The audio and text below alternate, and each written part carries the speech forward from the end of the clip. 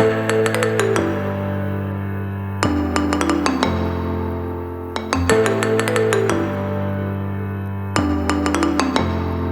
बच्चों, कैसे आप सब। आज की इस वीडियो में हम लोग अपना करंट इलेक्ट्रिसिटी का लास्ट पार्ट को स्टडी करेंगे। बहुत छोटा सा टॉपिक है। इसके अलावा हम लोग क्या स्टडी करेंगे, इसमें कुछ प्रीवियस ईयर क्वेश्चंस को भी स्टडी करेंगे। ओके, तो देखते हैं सबसे पहले उस लास्ट टॉपिक को जिसका नाम क्या है, electrical energy and power. Okay, तो let us come on the board. Okay, so ये मान लो ये मेरे पास एक ईएमएफ का सोर्स है।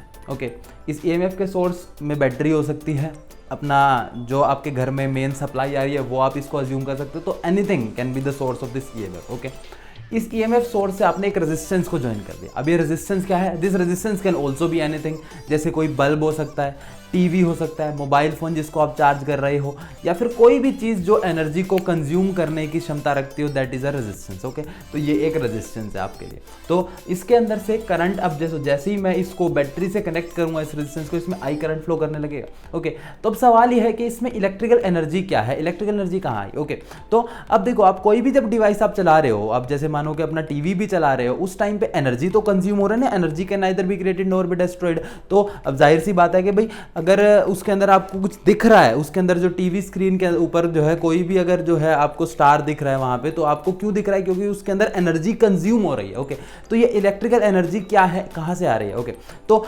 साधारण भाषा में अगर मैं इलेक्ट्रिकल एनर्जी की बात करूं तो उसका ये छोटा सा डेफिनेशन है, क्या है कि it is equal to the work done by the source जो वर्क डन कर रहा है in maintaining the current I through the resistance. Circuit के अंदर आई करंट को मेंटेन रखने के लिए जो ईएमएफ सोर्स जो है मेरा वर्क कर रहा है, that is called the what, electrical energy. तो ये बेसिक डेफिनेशन है इलेक्ट्रिकल एनर्जी की। अब इसका फॉर्मूलाज हम लोग देख लेते हैं, आपने 10th क्लास में पढ़े हैं फॉर्मूलाज, बहुत सिंपल फॉर्मूलाज हैं। तो देखो, so we know energy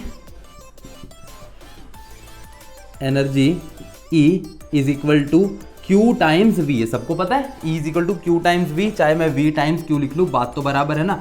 okay, तो मैंने ये E is equal to VQ लिख लिया। ओके, आई ऑल्सो नो के I is equal to Q divided by T, therefore Q is equal to I multiply by T होगा बच्चों। तो ये हमें पता है this formula. So Q is equal to I multiply by T। आप Q की वैल्यू उठा के इसमें कर दो पुट। ओके, तो आपके पास फॉर्मूला क्या आ गया, तो बहुत सिंपल एनर्जी का फॉर्मूला आ गया आपके पास, क्या, V multiply I multiply by T। तो this is the formula for the electrical energy VIT। Okay, तो और भी कई सारे फॉर्मूलाज, आप इससे दो फॉर्मूलाज और इससे साथ साथ ही डिराइव कर सकते हो। कैसे कि we know that by Ohm's law V is equal to I times R। We know this formula. So इसके अंदर V की वैल्यू पुट कर दूं तो मेरे पास फॉर्मूला आ जाएगा। तो E इज इक्वल टू, इसके अंदर पुट करो value, I times R, V की जगह पुट कर दिया, multiply I multiply by T, तो यानी कि I स्क्वायर RT। ये कौन सा फॉर्मूला है, आपको ये फॉर्मूला 10th क्लास से याद होगा। This is also the formula for the joules law of heating, कि कितनी हीट एक डिवाइस जनरेट कर रहा है जब उसमें से करंट निकल रहा है आई वैल्यू का। तो this is also the formula for the joules law of heating. Okay, तो दो फॉर्मूलाज आ चुके हैं आपके पास, एक तो ये, दूसरा ये। ओके, अब एक तीसरा फॉर्मूला भी है जो आप इससे डिराइव कर सकते हो। कैसे, अब इस बार आप जो है E is equal to VIT के अंदर V का फॉर्मूला ना पुट करके I की जगह I का फॉर्मूला पुट कर दो। ओके, तो जैसे E is equal to VIT था आपका। ओके, तो but I is equal to V by R भी तो होता है ना, तो इसकी जगह I की वैल्यू पुट कर दो यहाँ पे उठा के। तो E is equal to V square by R into T। तो तीन फॉर्मूलाज आ चुके हैं आपके पास में इलेक्ट्रिकल एनर्जी के। कौन कौन से, पहला VIT, दूसरा I स्क्वायर RT, तीसरा V square by R into T। तो ये आपके पास तीन फॉर्मूलाज हैं इलेक्ट्रिकल एनर्जी के। ओके बेटा, तो इलेक्ट्रिकल एनर्जी के, अब ये तो था हमारा। अब जाहिर सी बात है एनर्जी है तो उसकी ऐसा यूनिट क्या होनी चाहिए, तो उसकी ऐसा यूनिट क्या है, उसकी ऐसा यूनिट है जूल। ओके, अच्छा, इस फॉर्मूला से अगर हम देखें तो हम लोग क्या निकाल सकते हैं, क्या इसकी 1 joule is equal to 1 joule is equal to 1 watt. देखो V इंटू आई ये पावर का फॉर्मूला है, आप ध्यान दोगे इसको, watt into second. Okay, 1 joule is equal to 1 watt second. There is one more commercial formula for the electrical energy. इसको commercial formula बोला जाता है। क्या है कमर्शियल फॉर्मूला इलेक्ट्रिकल एनर्जी का? इलेक्ट्रिकल एनर्जी का कमर्शियल फॉर्मूला होता है हमारा kilo watt hour, 1 kilo watt hour, KWH। Okay तो क्या होता है KWH बच्चों? 1 किलो वॉट आर के। देखो आपके घर पे जो है इलेक्ट्रिकल एनर्जी आ रही है, कमर्शियल यूनिट क्यों बोलते हैं इसको? क्योंकि जितनी भी आपके घर में बिजली कंपनियां बिजली भेज रही हैं, रिलायंस है, टाटा है, तो जितनी भी बिजली कंपनी आपके घर में वो इलेक्ट्रिकल एनर्जी जो भेज रही हैं वो आपको यूनिट्स के हिसाब से चार्ज करती हैं। देखो आप देखोगे ना कि आपके घरों में यूँ बोलते हैं कि भाई 7 यूनिट लगी हैं, आज जो है 100 यूनिट खपत हुई, 300 यूनिट खपत हुई आपके घर में। तो ये जो है यूनिट्स, ये यूनिट कौन सी है? This unit is this kilo watt hour, जो घर में आम जो आपकी यूज होती है, जो आम कमर्शियल लेवल पे है जिसको आप मानते हो। ओके तो this is called 1 kilo watt hour. Okay इसकी बेसिक डेफिनेशन क्या है 1 किलो वॉट आर की? कि मान लो कि आपके घर में जो है कई सारे अप्लायंसेस लगे हुए हैं। ओके तो अगर मान लो कि जैसे बल्ब भी लगा हुआ है, मान लो कि 10 वोट का आपके घर एक CFL लगा है। ओके 250 वोट की एक बड़ी ट्यूबलाइट लगी हुई है, 250 वोट का ही फैन लगा हुआ है, एक फ्रिज चल रहा है। ओके मान लो कि भाई आपने जो है इन सारे के सारे टोटल मिला के 1000 वोट बन गया आपका। ओके तो मान लो आपके सारे अप्लायंसेस 1000 वोट के हैं, आपने इन सभी 1000 वोट के मिले जुले अप्लायंसेस को इकट्ठे करके 1 घंटे के लिए आपने चलाया। ओके इनको 1 घंटा चलाने के लिए मतलब 1000 वोट के अप्लायंसेस को 1 आवर चलाने में कितनी एनर्जी लगेगी? 1 किलो वॉट आवर। ओके तो 1 किलो वॉट के अप्लायंसेस को 1 आवर चलाने में जितनी एनर्जी कंज्यूम होती है that is called 1 kilo watt hour. Okay is there any relation between 1 kilo watt hour and the joule? ऐसा यूनिट और किलो वॉट आवर के बीच में क्या कोई रिलेशन भी है? तो देखो निकाल लेते हैं। ओके तो पहली बात तो डेफिनेशन क्या हुई इसकी, लिख सकते हो आप इसकी क्या डेफिनेशन लिखेंगे 1 किलो वॉट आवर की? It is equal to the energy consumed by an appliance of 1000 watt in 1 hour। Okay 1000 watt के अप्लायंस 1 आवर में जितनी एनर्जी को कंज्यूम करेंगे उसको 1 किलो वॉट आवर बोलेंगे हम लोग। ओके तो 1 kilo watt hour is equal to 1000 watt multiply by 1 hour. Okay तो इसको जूल में हमको कन्वर्ट करना, तो कैसे करेंगे हम लोग? 1000 वॉट मल्टीप्लाई, अच्छा एक आर में कितने सेकंड्स होते हैं? क्योंकि देखो वॉट तो ऐसा यूनिट है, आर ऐसा यूनिट नहीं है। ऐसा ही में कन्वर्ट करने के लिए हर चीज को ऐसा ही में कन्वर्ट करना होगा। 1 आर में कितने सेकंड होते हैं? हमको पता है 1 आर के अंदर कितने होते हैं? 3600 सेकंड्स होते हैं। ओके और वॉट मल्टीप्लाई सेकंड खुद पूरा जूल बन जाता है, तो देयरफॉर इसको कर दो कन्वर्ट आप लोग। 3 और 3 6, 3.6 multiply by 10 to the power 6 joule, 1 kilo watt hour. ये this is the relation between kilowatt hour and the joule. Okay बच्चों तो ये था आपका फर्स्ट पार्ट इलेक्ट्रिकल एनर्जी। अब बढ़ते हैं दूसरे पार्ट की तरफ जिसका नाम है electric power. Okay what do we mean by electric power? आपके बल्ब्स के ऊपर, आपके फैंस के ऊपर एक टर्म लिखी होगी कि भाई ये जो है 220 वोट का फैन है। ओके आप मोटर्स वगैरह या फिर जैसे अपने क्या बोलते हैं फैन की मोटर आप लेने जाओगे या फिर जो है पानी की मोटर लेने जाओगे तो आप उनसे पूछोगे कि भैया कितने हॉर्स पावर की है। ओके तो वो आपको बताएंगे हाफ हॉर्स पावर की, 1 हॉर्स पावर की। तो देयरफॉर ये टर्म आपके सामने इन जनरली रियल लाइफ में आता रहता है पावर का, लेकिन हमें इसके बारे में ज्यादा नहीं पता है। तो what do you mean by electrical power? Okay तो इलेक्ट्रिकल पावर का मतलब क्या है कि it is equal to the electrical energy consumed per second. तो इसको जल्दी से ये वाला पार्ट नोट डाउन कर लो तो हम जो है आगे बढ़ते हैं इसको। तो यस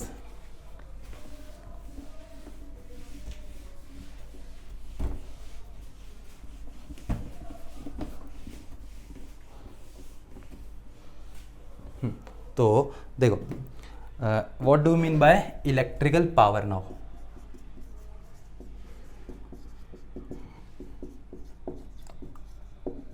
कि अगर मैं बोलूं कि भाई मेरा अप्लायंसेस की पावर कितनी है, 220 वोट की पावर है, उसकी 100 वोट पावर का बल्ब है मेरा, तो उसका मतलब क्या है कि ये जो मेरा बल्ब है वो per second 100 joules of energy use करता है। तो बेसिक डेफिनेशन क्या इलेक्ट्रिक पावर की? It is equal to the energy consumed per second. It is equal to the electrical energy consumed per second by an appliance.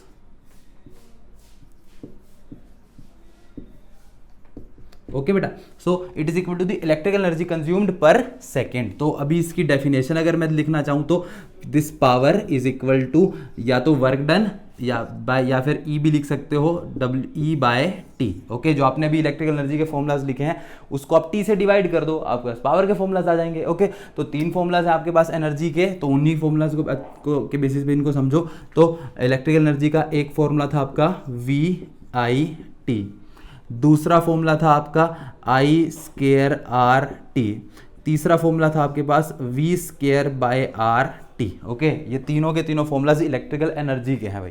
Okay, तो this is first, this is second and this is third.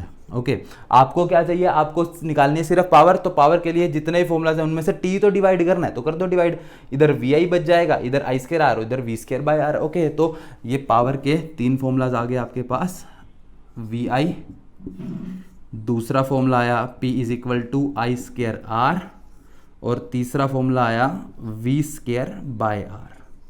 Okay, तो these are the 3 formulas of the electrical power. आपको ध्यान रखने हैं formulas. Okay, ऐसा unit क्या होती है पावर की, we all of us know, जिसको वॉट ने बताया था तो उसी के नाम पे रख दी गई थी, आपने पढ़ी है 9th क्लास में।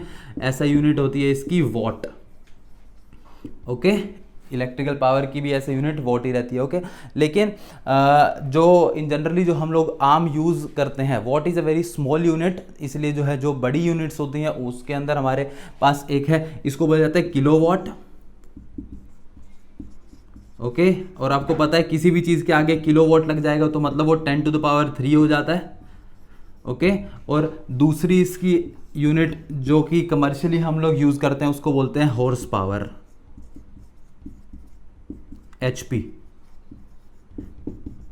ओके, तो 1 HP is equal to 746 watt. Okay, तो इसका मतलब जो आप 1 HP की मोटर आप लोग खरीद रहे हैं तो इसका मीनिंग क्या है कि वो 746 जूल ऑफ एनर्जी पर सेकंड आपके लिए वो यूज़ करने वाली है। ओके, और उसी एनर्जी को आगे कन्वर्ट करने वाली है वाटर को ऊपर ले जाने में टैंक तक। तो इन दिस वे हमने ये 2 पार्ट समझे, इलेक्ट्रिकल एनर्जी और इलेक्ट्रिकल पावर। ओके, तो अब देखते हैं इनके कुछ न्यूमेरिकल्स ताकि हम लोग इसको और अच्छे से समझ सकें। तो look on the board. Okay बच्चों, तो देखते हैं अपने पहले क्वेश्चन को। तो देखो जल्दी, तो what is the question given here के a resistance coil is made by joining 2 resistances of 10 ohm each in parallel. Okay, तो इसका मतलब आपको क्या दिया गया है, जो रेजिस्टेंस कॉइल है उसकी रेजिस्टेंस को कैसे बनाया गया है, 2 10 ओम के रेजिस्टेंसेस को पैरेलल में ज्वाइन करके जो है एक रेजिस्टेंस बनाई गई है। ओके, 10 ओम 10 ओम। ओके, इसके अक्रॉस जो है एक 1 वोल्ट का जो है एक सेल लगाया गया है। Okay, this is a 1 volt battery. Yes, for 5 minutes, कितनी देर के लिए लगाया गया है, T is equal to 5 minutes के लिए। Okay, calculate the heat produced in calories, calories के अंदर कितनी हीट प्रोड्यूस होगी ये आपको निकालना है। तो देखते हैं। So given 1 calorie is equal to 4.2 joule. तो लेट अस स्टार्ट। तो देखो क्या क्या आपको गिवन है। सबसे पहले तो क्योंकि 2 रेजिस्टेंसेस पैरेलल में हैं तो इनका फाइनल रेजिस्टेंस क्या हो जाएगा, 1/R is equal to 1/10 plus 1/10 is equal to 2/10 which is equal to 1/5, R is equal to 5 ohm. तो इस पूरे का रेजिस्टेंस जो है आपका 5 ओम है। ओके बच्चों, तो रेजिस्टेंस गिवन है आपको, EMF भी दिया गया है यानी कि V की वैल्यू दी गई है वो है 1 वोल्ट, और टाइम भी गिवन है आपको कितना है, 5 मिनट्स। तो 5 मिनट तो ऐसा यूनिट नहीं है, इसको कन्वर्ट करना पड़ेगा सेकंड में, तो यानी कि 5 मल्टीप्लाई बाय 60 सेकंड हो गया। तो ये आ गया आपके पास टाइम आपका। अब आपको क्या निकालना है, इन्होंने पूछा आपसे हीट प्रोड्यूस्ड इन कैलोरीज। पहले जूल में निकाल लेते हैं फिर कैलोरी में निकाल लेंगे। ओके, तो पहले हीट प्रोड्यूस का फॉर्मूला तो पता होना चाहिए ना आपको, क्या है, V दिया गया है, R दिया गया है, T दिया गया है। तो V square by R, T formula को मैं यूज़ कर सकता हूँ इसके अंदर बहुत ईजिली। तो इसके अंदर आपको जस्ट वैल्यूज पुट करनी है। तो 1 का square divided bye 5 multiply by 5 multiply by 60, तो 60 जूल आपके पास जो है हीट प्रोड्यूस्ड की वैल्यू आ गई जूल्स के अंदर। ओके, अब आपसे इन्होंने पूछी है लेकिन किसमें, कैलोरीज में। तो कैलोरीज में निकालने के लिए क्या करना पड़ेगा, देखो 1 calorie is equal to 4.2 joule, तो 1 joule is equal to 1/4.2 calorie, तो वैल्यू पुट कर देंगे यहाँ पे, तो 60 मल्टीप्लाई बाय 1/4.2 कैलोरी, तो ये आ गया आपके पास आंसर। सोल्व करेंगे तो आएगा 14.3 कैलोरीज। तो this is the amount of the heat produced. Okay, I hope ये पार्ट आपको समझ आ गया होगा। देखते हैं अगले क्वेश्चन को, अब लेट अस स्टार्ट। हाँ जी बेटा, तो देखते हैं अपने अगले क्वेश्चंस को, तो लेट अस स्टार्ट। क्या दिया गया है फर्स्ट सेकंड क्वेश्चन के अंदर हमारे के अ heating element is marked 210 volt and 630 what. What is the current drawn by the element from a 210 volt source. Okay, तो एक हीटिंग एलिमेंट है, उसको मार्क किया गया है कि जब उसके अंदर उसको 210 वोल्ट की सोर्स मिलेगा तो वो 630 वॉट का पावर कंज्यूम करेगा। Okay, what is the current drawn by the element from A 210 volt source. तो देखते हैं क्या मीनिंग है इस बात का। तो P is equal to 630 watt when voltage V is equal to 210 volt. Okay, what is the current drawn by the element from a 210 volt source। तो हमारा वोल्टेज का सोर्स तो उतना ही है। ओके, तो मुझे करंट चाहिए, करंट की वैल्यू कितनी आएगी। तो बहुत इजीली है, सिंपल फॉर्मूला बेस्ड क्वेश्चन है। P is equal to V times I होता है, which gives me I is equal to P divided by V। Value put कर देंगे, आंसर निकाल लेंगे। 630 डिवाइडेड बाय 210, तो 21 के टेबल पे 3 पे चला गया, 3 ampere. I is equal to 3 ampere हमारा आंसर आ गया। ओके, तो इस तरह से आप इस सिंपल क्वेश्चन को सोल्व कर सकते हैं। 1 मार्क्स में आया हुआ क्वेश्चन है ये। ओके, तो देखते हैं another question similar to this solution. तो a television of 200 watt is used for 4 hours. Okay, 4 hours के लिए जो है इसको यूज किया गया है। How many units of energy are consumed. तो देखो कैसे करेंगे इस क्वेश्चन को। तो उसकी पावर कितनी यूज हुई है, 200 वॉट है उसकी। कितने टाइम के लिए यूज किया गया है, 4 आवर्स के लिए यूज किया गया है। ओके, तो उसके अंदर एनर्जी कितनी कंज्यूम्ड होगी, अगर मैं किलोवाट आवर में निकालना चाहूँ तो 200 मल्टीप्लाई बाय 4 वोट आवर्स आया अभी। ओके, तो 800 वॉट आवर्स। ओके, लेकिन ये किलोवाट आवर्स तो नहीं है, किलोवाट में कन्वर्ट करने के लिए क्या करना पड़ेगा, इसको 1000 से डिवाइड कर दो सिंपली, तो 0.8 किलोवाट आवर। तो इस तरह से जो है आपने जो है इसकी एनर्जी निकाल सकते हो किलोवाट आवर के अंदर। तो किलोवाट आवर ही तो यूनिट है हमारी, यूनिट ही में देखो पूछने का तरीका इनका अलग है। How many units of energy, उन्होंने डायरेक्टली किलोवाट आवर्स नहीं बोला, यूनिट्स ऑफ एनर्जी। तो यूनिट्स हमेशा किलोवाट आवर को ही बोला जाता है। ओके, तो इस तरह से जो है इस क्वेश्चन को सोल्व कर सकते हैं। देखते हैं अगले क्वेश्चन को, वो कैसे करना है। ओके, हाँ जी बच्चों, तो बढ़ते नेक्स्ट क्वेश्चन की तरफ। तो देखो क्या दिया गया है इसमें, 2 bulbs of 40 watt and 60 watt are connected to a 220 volt line. The ratio of resistances will be। Okay, तो क्या दिया गया आपको कि 2 बल्ब हैं 40 वोल्ट का और एक 60 वोल्ट का, उनको 220 वोल्ट लाइन से कनेक्ट किया गया है, तो उनके रेजिस्टेंसेस का रेशियो क्या रहेगा। ओके, तो सबसे पहले फर्स्ट बल्ब को मैं बोल देता हूँ, लेट अस से इसकी पावर को P1 बोल देते हैं, इसकी पावर को P2 बोल देते हैं। दोनों 220 से ही कनेक्टेड है, तो इसको हम लोग V बोल देते हैं। ओके, तो देखो P1 is equal to 40 watt, P2 is equal to 60 watt. दोनों के दोनों जो है V इज इक्वल टू 220 से ही कनेक्टेड है। ओके, हमको R1 निकालना है और R2 का, R1 और R2 का रेशो निकालना है। ओके, तो बहुत सिंपली निकाल सकते हैं। कैसे, तो देखो P1 is equal to V square by R1 हो जाएगा, तो therefore R1 is equal to V square by P1 हो गया। ओके, सिमिलरली इधर से अगर मैं निकालना चाहूँ तो P2 is equal to V square by R2 हो जाएगा, which gives me R2 is equal to V square by P2 आ गया। ओके, दोनों का रेशो चाहिए, डिवाइड कर दो आपस में, that's all. R1 by R2 is equal to V square से V square cancel, P2 by P1 आ गया। ओके, तो P2 की वैल्यू कितनी दे रखी है आपको, 60 इसकी वैल्यू दी गई है आपको 40, डिवाइड कर दो आपस में, कितनी वैल्यू आ गई आपके पास 3/2, तो यानी कि R1/R2 is equal to 3/2। Okay, तो बच्चों क्लियर हो गया आपको ये कैसे करा मैंने? जस्ट मैंने कुछ नहीं करा इसके अंदर, इसको P1 बोल दिया, इसको P2 बोल दिया, जिससे कनेक्टेड है उसको V बोल दिया, क्योंकि दोनों सेम से ही कनेक्टेड है। ओके, तो R1 चाहिए था, R1 R2 का रेशो चाहिए था मुझे, तो P1 is equal to V²/R1, P2 is equal to V²/R2। R1 और R2 का फॉर्मूला आ गया, डिवाइड कर दिया आपस में, जो चीज़ें कट रही है उनको काटा और रिजल्ट निकाल लिया, बहुत सिंपली। ओके, देखते हैं सेकंड क्वेश्चन को अपने, इसी तरह से आगे बढ़ते हैं। तो इसको जल्दी से रब कर लें। तो क्या क्वेश्चन दिया गया है आपको, ये देखो, this question is 100 watt 220 volt bulb is connected to a supply of 110 volt. Okay, question number 5, a 100 watt 220 volt bulb is connected to a 110 volt supply. The power dissipated in the bulb is what? The power dissipated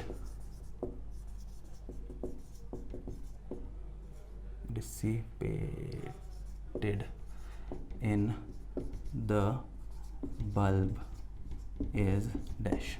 okay, so ये तो क्या दिया गया आपको, एक 100 what का bulb जब 220 volt होता है, 100 watt bulb 220 volt bulb is connected to a 110 volt supply. Okay, the power dissipated in the bulb is what? तो अब देखो, अब कैसे करोगे आप इसको, थोड़ा सा इसको सोचो। सबसे पहले तो अगर मेरा बल्ब है, मैं उसको किसी भी सप्लाई से कनेक्ट करूं, ओके, मैंने उसको एक बार बना दिया, बनाने के बाद क्या उसकी रेजिस्टेंस चेंज हो सकती है? I don't think so. एक बार बन गई वो चीज़, जिस रेजिस्टेंस की मैंने उसको बनाया है, चाहे मैं उसको 220 से कनेक्ट करूँ, चाहे 110 से कनेक्ट करूँ, उससे वोल्टेज डिफरेंट हो सकती है जाने वाली, उससे करंट जाने वाला डिफरेंट हो सकता है, बट क्या रेजिस्टेंस चेंज हो सकती है? तो इसका जवाब है नहीं, तो उसकी रेजिस्टेंस चेंज नहीं हो सकती। तो मैं इस फॉर्मूला से रेजिस्टेंस निकाल के इसमें पुट कर दूँ तो मेरा नया पावर मिल जाएगा मुझे। तो देखो अभी कैसे करेंगे हम इसको, लेट अस डू इट। तो सबसे पहले इसको P1 V1 बोल देते हैं। तो P1 is equal to 100 watt, V1 is equal to 220 volt. Okay, इससे क्या मैं रेजिस्टेंस निकाल सकता हूँ अपना? तो P1 is equal to V1² R। तो R की वैल्यू कितनी आ गई बेटा? This V1² P1। Okay, so value put करेंगे जल्दी से। तो अभी आप चाहे पुट नहीं भी करना चाहते तो सीधा एक बार के लिए इसको यहीं पर नोट डाउन कर लो, सीधा लास्ट में वैल्यू को पुट कर लेंगे हम। R मिल गया हमें V1² P1 के इक्वल है। ओके, अब मुझे कब चाहिए कि अब जो नया वोल्टेज जो मैं उसको अप्लाई कर रहा हूँ V2, उसकी वैल्यू है 110 वोल्ट। ओके, तो now I want to find out the new power dissipated, यानी कि P2 मुझे चाहिए। ओके, तो क्या दे रखा था मुझे कि जब 100 वोल्ट होता है तो 220 वोल्ट चाहिए होता है उसको, तो लेकिन मैंने उसको 110 से कनेक्ट करा, तो मेरा पावर डिसिपेटेड कितना होगा? तो P2 की वैल्यू मुझे निकालनी। तो कैसे निकालेंगे? फॉर्मूला है हमारे पास, P2 is equal to V2² R, isn't it? Resistance तो चेंज नहीं हुआ मेरे डिवाइस का, वो तो एज इट इज है। तो अब R की वैल्यू इसमें से निकाल के इसमें कर दो आप पुट बहुत इजीली। सो V2² V1² into P1। Okay, तो V2/V1 का whole square multiply by P1। इसको क्यों कर रहा हूँ? क्योंकि ये मुझे देखने से ही पता लग रहा है कि V2 और V1 जो है एक दूसरे के मल्टीपल हैं। ओके, तो अब इसको P2 is equal to V2 की जगह पुट कर दिया मैंने 110, V1 की जगह पुट कर दिया 220 का whole square multiply by P1 की जगह पुट कर दिया 100। ओके, क्या आ गई वैल्यू? 2, 1/2 का स्क्वायर 1/4, तो 100 डिवाइडेड बाय 4 यानी कि 25 watt. P2 is equal to 25 watt आ गया आपके पास आंसर आपका। ओके, आई होप ये पार्ट आपको क्लियर हो गया होगा। क्या करा मैंने, ध्यान से एक बार दोबारा देख लो, MCQ बेस्ड क्वेश्चन आता है इसके ऊपर, तो ध्यान से देखना। कैसे कि सबसे पहले 100 watt 220 volt bulb is connected to a 110 volt supply. Okay, तो the power dissipated in the bulb is, तो कैसे निकालेंगे हम लोग? सबसे पहले मैंने रेजिस्टेंस निकालना है, क्योंकि चाहे मैं उसको किसी भी सोर्स से कनेक्ट करूँ रेजिस्टेंस उसका चेंज नहीं होगा। तो मैंने पहले रेजिस्टेंस निकाला और उसको पावर के फॉर्मूला में पुट कर दिया। ओके, ध्यान रखना है कुछ लोग इससे क्या कर सकते हैं, देयर इज अनदर वे, जो आप लोग सोचेंगे भाई गलत वो, लेकिन वो तरीका गलत होगा। कैसे? कि आपके दिमाग में आए कि मैं P is equal to V I करके पहले इससे I निकाल लूँ, ओके, और उसको जो है इस वाले V से मल्टीप्लाई करके नया पावर निकाल लो, तो वो गलत होगा। क्यों? क्योंकि जो इसमें जो करंट आ रहा है सेम करंट इस वाले पावर से नहीं फ्लो करेगा। ओके, आपके दिमाग में ये वाला टेक्निक भी आ सकता है, बट दैट इज रॉन्ग। आपको पहले रेजिस्टेंस निकालना है और उसको पुट करना है अपने आंसर में। करंट निकाल के उसको P is equal to V I formula में पुट करके नहीं निकालना। Okay, understood? तो इस तरह से हम लोग इस क्वेश्चन को अप्रोच कर सकते हैं। देखते हैं और ओके बेटा, तो देखते हैं इस क्वेश्चन को अपने क्या दिया गया है। Two heating elements of resistances R1 and R2 consume power P1 and P2 when they are connected to a source of EMF V। Okay, कि जब आप R1 को V सोर्स से जोड़ते तो वो P1 की पावर कंज्यूम करता है, R2 को जब V सोर्स से जोड़ते तो वो P2 पावर कंज्यूम करता है। Deduce the expression for powers of their combination when they are connected in series. जब इनको सीरीज में जोड़ा जाएगा तब इनकी पावर का फॉर्मूला क्या बनेगा? ओके, जैसे आपने रेजिस्टेंसेस में सीरीज में जोड़ते तो नया एक रेजिस्टेंस का फॉर्मूला आता है R is equal to R1 plus R2। उस तरह से क्या आप पावर का फॉर्मूला भी निकाल सकते हैं। ओके, सिमिलरली जब उनको पैरेलल में ज्वाइन कर रहे हो तब उनका फॉर्मूला क्या बनेगा? तो देखते हैं इस क्वेश्चन को, पहले सीरीज वाले पार्ट को। ओके, तो ये आपके पास जो है दो रेजिस्टेंसेस आपने सीरीज में ज्वाइन कर दिए और V वोल्ट के सेल से ज्वाइन करें। ओके, ये रेजिस्टेंस R1 है, ये रेजिस्टेंस R2 है। ओके, तो इस तरह से जो है हमने इसको V वोल्ट की एक बैटरी से कनेक्ट कर दिया। ओके बच्चों, तो अभी जो है हमें क्या करना है, इसके अंदर से कितना पावर कंज्यूम हो रहा होगा ये निकालना। तो कैसे निकालेंगे? वी नो दिस के इसके अंदर से कितना करंट फ्लो कर रहा होगा। ओके, तो देखो सबसे पहले we know R is equal to R1 plus R2। Okay, in series. Okay, series के अंदर R is equal to R1 plus R2 होता है बेटा। सो तो अगर इसकी जगह एक रेजिस्टेंस तो R वैल्यू का, तो वो कितनी पावर कंज्यूम करता? Power of the series combination must have been equal to V square by R, isn't it? So अब आप क्या कर सकते हो, क्या मैं इसको लिख सकता हूँ V square by R1 plus R2। तो this is the power combination V square by R1 plus R2। Okay, तो this is the formula for the power. अब मैं क्या R1 की वैल्यू निकाल सकता हूँ P1 की टर्म्स में और R2 की वैल्यू निकाल सकता हूँ P2 की टर्म्स में। तो देखो कैसे, तो I know that R1 is equal to V square by P1। Okay, this I know. Similarly, R2 is equal to V square by P2 according to the things that are given।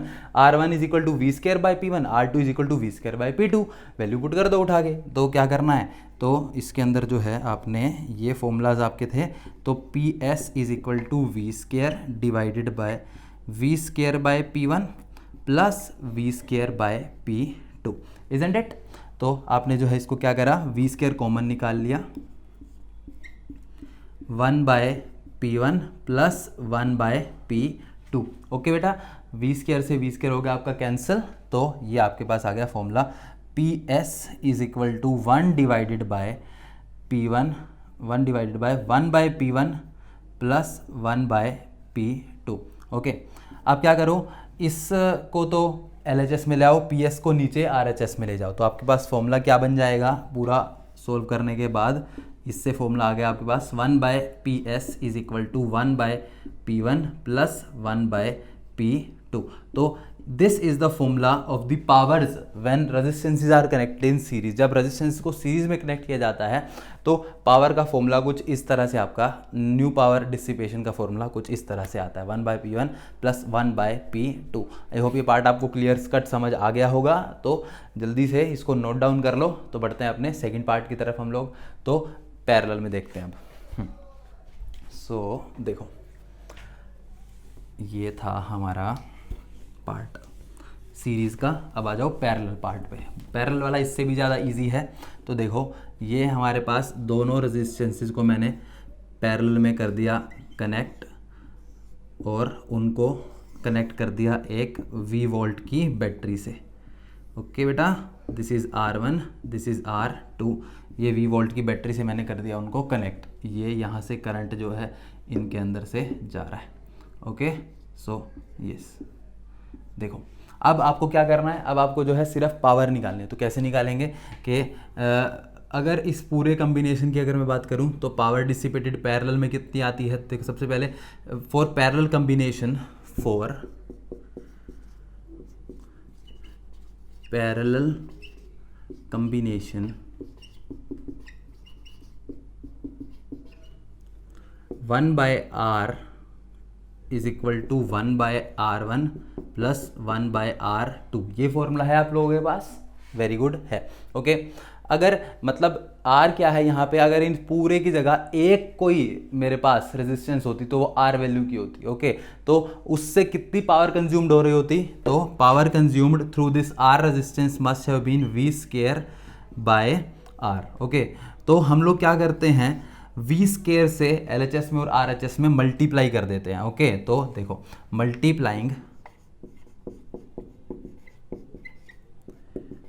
Bye V² on both sides.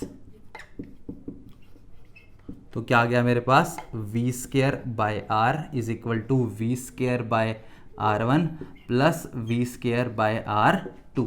Okay, V²/R is the new power in the parallel combination. V²/R1 P1 के equal है, V²/R2 P2 के equal है। Okay, तो इस तरह से parallel combination में आपके पैरेलल कॉम्बिनेशन में कैसा फॉर्मूला आ गया, जैसे रेजिस्टेंसेस के सीरीज वाला फॉर्मूला आता है उसके सिमिलर। ओके, सीरीज कॉम्बिनेशन में कैसा फॉर्मूला आ गया, जैसे रेजिस्टेंसेस में पैरेलल वाला फॉर्मूला आता है उसका similar. 1/PS is equal to 1/P1 plus 1/P2 plus 1/P3 and so on. Okay, parallel में power consumed in the parallel PP is equal to P1 plus P2 plus P3 and so on and so forth। Okay, तो आई hope ये वाला part आपको clear हो गया होगा। इन formulas के ऊपर हम लोग कुछ न्यूमेरिकल्स ट्राई करते हैं, let us do it. Okay बच्चों, तो देखते हैं इस क्वेश्चन को। क्या दिया गया क्वेश्चन में, a 40 watt 220 volt and a 60 watt 220 volt okay bulbs are connected in series. तो किस में दिए गए हैं आपको, सीरीज में दिए गए हैं। Okay, what will be the power consumed by them।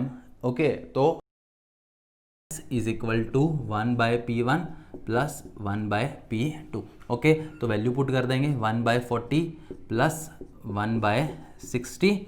Okay, तो बहुत ही सिंपल तरीके से आपका ये आंसर जो है निकल गया होगा आई गेस।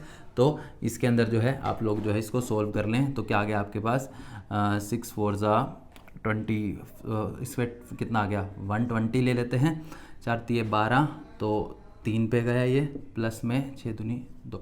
ओके, तो PS is equal to 120/5 watt.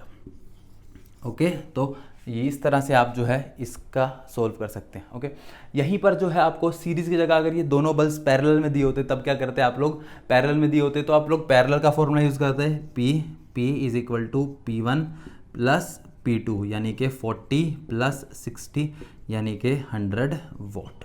Okay, तो इस तरह से जो है आप इन क्वेश्चंस को अप्रोच कर सकते हैं। ओके, बढ़ते हैं और भी कुछ और क्वेश्चंस को भी ट्राई करते हैं ताकि हमारे कंसेप्ट्स और अच्छे से क्लियर हो सकें। तो लेट अस डू देम। हाँ जी बच्चों, तो देखते हैं इस क्वेश्चन को। This is the last question for this video. तो ध्यान से देखिए इस क्वेश्चन को, द सोल्यूशन फॉर दिस। ध्यान से रीड करेंगे पहली बात तो क्वेश्चन को। 2 electric bulbs of resistances in ratio 1:2। we have 2 electric bulbs, they have resistances in ratio 1:2, they are connected in series, find the ratio of their power dissipated। okay, तो ये रहा मेरा R1 और ये रहा मेरा R2। ओके, इनको सबसे पहले एक सीरीज में कनेक्ट किया गया है एक बैटरी के साथ में। तो ये रहा R1 and this R2। R1 को मैं R बोल दूं तो R2 2R हो जाएगा क्योंकि there we have them in ratio 1:2। This is V। Okay, अब किस बात का ध्यान रखना है इस केस में, जब पावर डिसिपेटेड हम लोग निकाल रहे हैं, ओके, जब भी आप सीरीज में पावर डिसिपेटेड निकाल रहे हो ना बच्चों, तो इसका ध्यान रखना कि सीरीज में आपका करंट सेम रहता है, ओके। तो सीरीज में करंट सेम रहता है तो आपके पास फॉर्मूला सिंपल हो सकता है, कैसे कि इससे भी आई अमाउंट ऑफ करंट फ्लो कर रहा है, इससे भी आई अमाउंट ऑफ करंट फ्लो कर रहा है, तो पावर का रेशो निकालते टाइम पे आपके आई से आई कैंसिल हो जाएंगे। तो देखो कैसे, तो P1 is equal to I square R वाला फॉर्मूला आप लोग यूज करो उस टाइम पे, ओके, जब भी सीरीज में दिया हो, ध्यान रखना इस बात को। This is the most important formula power का, आई स्केयर आर वाला। तो इसके अंदर सीरीज के अंदर आपको इसी फॉर्मूला की यूज करना है, P1 is equal to I square R, okay. P1 हो गया, P2 is equal to I square R2, क्यों? क्योंकि सीरीज में है और करंट सेम है, इसलिए मैं उनको I1 I2 नहीं लिख रहा, ओके। तो P1 और P2 आ गया, मुझे रेशो चाहिए है P1 by P2 is equal to I square R1 by I square R2। I square से आई स्केयर कैंसिल हो गया, R1 R2 का रेशो आपको पता ही है, वो 1:2 है। तो P1 by P2 is equal to 1/2। तो ये दोनों भी पावर कंज्यूम भी 1:2 में ही रहेगा, ओके बच्चों। तो आई होप ये क्लियर हो गया आपको। अब देखो सेकंड पार्ट की तरफ। Also find the power dissipated ratio in parallel. Parallel के अंदर जो है अगर कनेक्टेड हो तो पावर डिसिपेटेड रेशियो क्या रहेगा, ओके। तो इनको पैरेलल में कनेक्ट कर देते हैं, सीरीज की जगह दोनों सेम ही रेजिस्टेंसेस हैं, इनको हमने क्या कर दिया, पैरेलल में कनेक्ट कर दिया, एक और ये दो, ओके। इनको कर दिया हमने पैरेलल में connect with a battery of voltage V। This is R1, इसको मैं R बोल देता हूँ, दिस इज R2, इसको मैं 2R बोल देता हूँ, ओके। अब क्या खास बात याद रखनी है कि इस बार जो है करंट ऊपर I1 जाएगा, नीचे I2 जाएगा, तो वो सेम नहीं है, ओके। तो मैं आई स्केयर आर वाले फॉर्मूला का यूज़ ही नहीं कर सकता, क्योंकि I1 और I2 आपस में नहीं घटेंगे। तो किसको यूज़ करें, V। देखो पैरेलल में वोल्टेज सेम रहती है, ये बात को ध्यान रखना है आपको, ओके। तो P1 is equal to V square by R1, क्यों? क्योंकि पैरेलल में वोल्टेज सेम रहती है। तो ध्यान रखना, जब भी पैरेलल में बोलें तो आपको वी स्केयर बाय आर वाले फॉर्मूला का यूज़ करना है, सीरीज में बोले तो आई स्केयर आर वाले फॉर्मूला का यूज़ करना है। P1 is equal to V square by R1, P2 is equal to V square by R2। आपको दोनों का रेशियो चाहिए, तो P1 by P2 is equal to कट जाएगी वी स्केयर से V square, R2 by R1, तो 2/1 आ गया। तो P1 by P2 is equal to 2/1। तो इस तरह से हमने ये देखा कि सीरीज में जब दोनों रेजिस्टेंसेस को लगाया जाता तो 1:2 है, और पैरेलल में लगाया जाता तो 2:1 है, ओके। तो इस तरह से जो है हम लोग देख सकते हैं कि हमने इस कौन से पार्ट में फॉर्मूला कौन सा यूज़ करना है, ये हमारे खुद के बुद्धि पे, खुद के विवेक के ऊपर डिपेंड करता है, हम किस तरह से उसको क्लियर कट कंसेप्ट समझ रहे हैं। अगर कंसेप्ट क्लियर नहीं है तो मैं यहाँ पर देखो क्या लगा सकता था, अगर मेरा कंसेप्ट क्लियर ना होता तो मैं यहाँ पे आई स्केयर R1 लगाता तो, और आई स्केयर से आई स्केयर कैंसिल कर लेता, ओके। तो but that is a wrong concept, इसीलिए जो है आपको थोड़ा सा ध्यान देना पड़ेगा इन क्वेश्चंस पे। कुछ मुश्किल नहीं है, बहुत ईजी है। तो ऑन दिस नोट ये चैप्टर हमारा कंप्लीट होता है। जो भी पार्ट आपको समझ ना आए आप जो है उससे रिलेटेड मुझसे पूछ सकते हैं, और